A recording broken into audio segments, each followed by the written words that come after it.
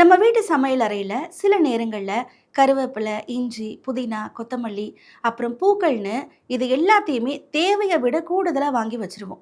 ஆனா நம்மளால உடனே பயன்படுத்த முடியாது. சரி, அவ்வளவுதான். எல்லாமே வேஸ்ட்ன்னு நெனச்சு அப்படியே விட்டாலும், அது அழுகி போய் தூக்கி தான் போடுவோம்.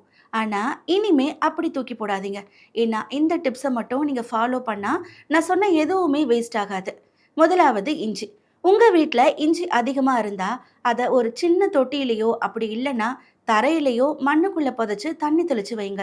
தேவைப்படும் போது மட்டும் தோண்டி எடுத்து பயன்படுத்தலாம். இதனால இஞ்சி சீக்கிரமா காஞ்சு போகாது. 2வது பூக்கள். பூக்கள் வாடாம இருக்க எப்பவும் ஈரத்துணியில சுற்றி வைக்க கூடாது. ஒரு பாத்திரத்த நல்லா கழுவி தொடச்சிட்டு, அதுக்குள்ள பூக்கள வச்சு மூடி ஃப்ரிட்ஜ்ல வச்சாலே அப்படியே வாடாம ஃப்ரெஷ்ஷா இருக்கும். 3வதா புதினா மற்றும் கொத்தமல்லி. இது 2மே அதிகமா இருந்தா ஒரு பாட்டில்ல தண்ணி ஊற்றி, அதுக்குள்ள வேர் பகுதி மட்டும் தண்ணீல மூழ்குற மாதிரி வைங்க. இப்படி செஞ்சா சில நாட்களுக்கு புதுசா, ஃப்ரெஷ்ஷா அப்படியே இருக்கும். 4வது கருவேப்பிலை.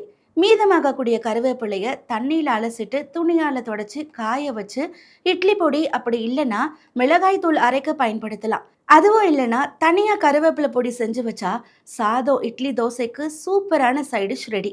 5வது பச்சை மிளகா.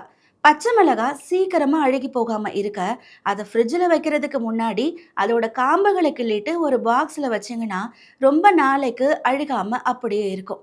6வதா எலுமிச்சப்பழம். எலுமிச்சப்பழம் சீக்கிரமா காஞ்சு போகாம இருக்க, அதுல கொஞ்சமா நல்லெண்ணெய் அப்படி இல்லன்னா தேங்காய் எண்ணெய தடவிட்டு, அதுக்கப்புறமா ஃப்ரிட்ஜ்ல வச்சீங்கன்னா, எப்பவும் நல்லா சாஃப்ட்டா, சாறு நிறைஞ்சதா இருக்கும். அடுத்தது லாஸ்ட்டா தக்காளி. தக்காளி அழுகாம இருக்க என்ன செய்யணும்? தக்காளிய சேமிச்சு வைக்கும்போது, அதோட காம்பு பகுதி கீழ் நோக்கி இருக்கிற மாரி வச்சீங்கன்னா, தக்காளி சீக்கிரமா அழுகாம ரொம்ப நாளைக்கு புதுசா அப்படியே இருக்கும்.